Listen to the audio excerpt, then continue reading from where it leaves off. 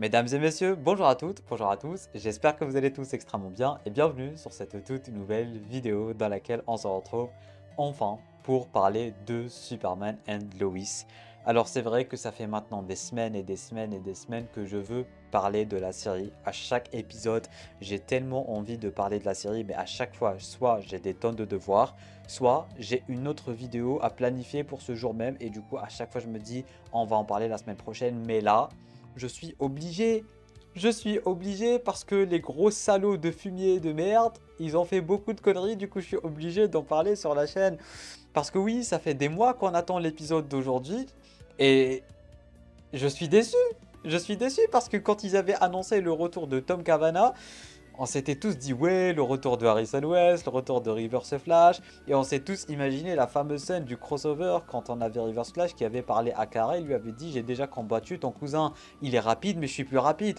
Du coup quand ils ont annoncé le retour de Tom Cavanagh dans Superman Lois, on a tous imaginé une grosse dinguerie et surtout on s'est dit voilà c'est la dernière saison, il y a moyen qu'il nous fasse plaisir. Finalement pas du tout, c'est un petit reporter de merde qui n'a aucun sens. Du coup voilà, ça me fait vraiment une excellente raison de vous faire enfin une vidéo sur Superman and Lois. Et par conséquent, durant cette dernière, on va vraiment revenir sur toute la saison et en plus de l'épisode d'aujourd'hui. Bref, installe-toi confortablement devant cette vidéo. N'hésite pas à me laisser un petit pouce bleu pour me soutenir, surtout si tu apprécies les vidéos Superman Lois. D'autant plus qu'il reste uniquement 2 épisodes à venir, du coup ça va aller très vite et je vais faire de mon mieux pour parler des 2 prochains épisodes dès qu'il sort. Du coup voilà, si tu es intéressé, l'abonnement, la petite cloche, ça fait toujours plaisir pour ne pas rater du prochain contenu sur la chaîne. Et sur ce, c'est parti.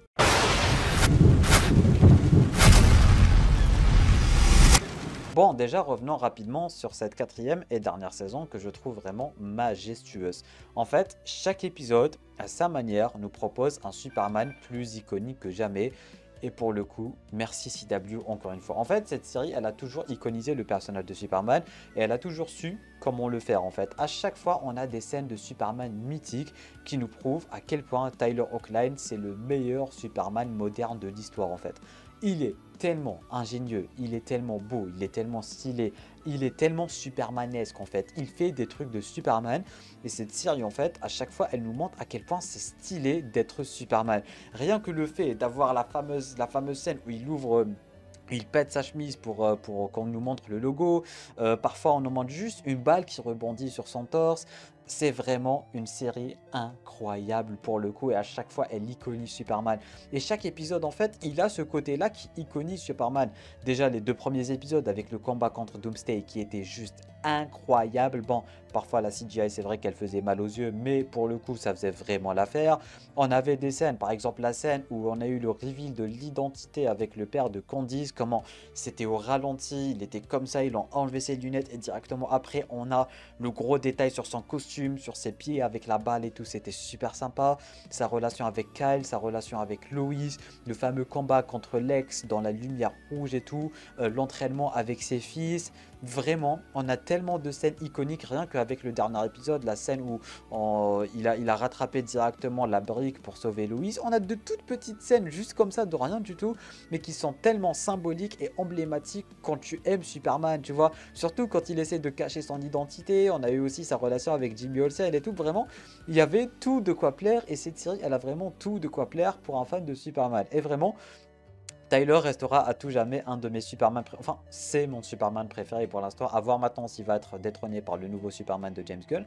Mais pour l'instant, c'est clairement mon Superman préféré. Genre, il est tellement, mais tellement, mais tellement emblématique en fait. Rien qu'avec cette saison en fait, on ressent un tout nouveau Superman qu'on connaissait pas. C'est un Superman qui est en train de perdre ses pouvoirs. C'est un Superman qui revient à la vie. Ça se voit à l'acting de Tyler. Ça se voit comment il galère de plus en plus dans sa vie. Il commence à avoir les cheveux blancs.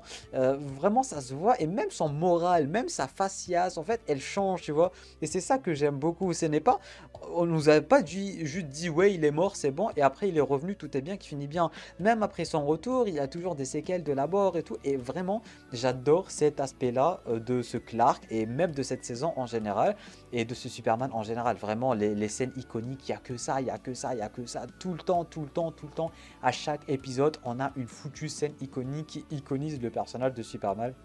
Et ça, pour le coup, c'est vraiment génial.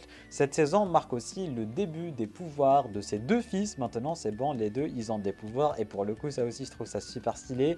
On a même eu des concept art pour les deux costumes des deux Superboys, que je vais pas vous mettre en vidéo parce que ça spoil. Mais en tout cas, je les trouve vraiment super stylés. Vraiment, c'est vraiment très très beau.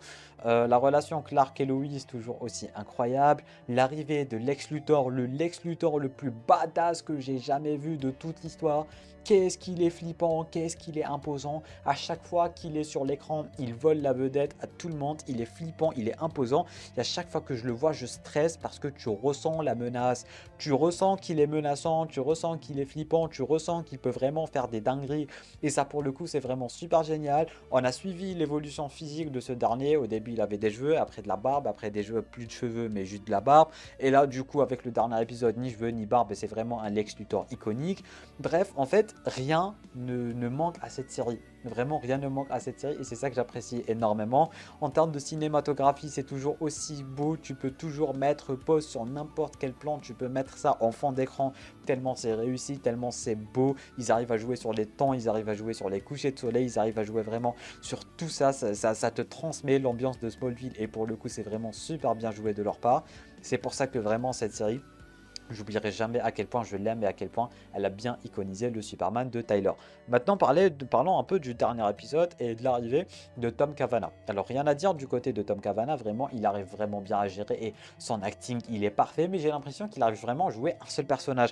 Quand je le voyais, j'avais juste l'impression que c'était un autre Wells, tu vois. J'avais vraiment l'impression que c'était un autre Wells parce que nous, en tant que fans, tu vois, on connaît Tom Cavanagh, on sait comment il fonctionne, on connaît ses expressions du visage et tout parce qu'on a grandi avec lui, tu vois. On connaît toutes ses expressions, on sait comment il fonctionne ce mec. Et quand on le regarde, quand on voit son regard et tout, bah on voit Harrison Wells, on voit Asher, on voit Harry, on voit tout le monde. Et ça pour le coup ça fait plaisir.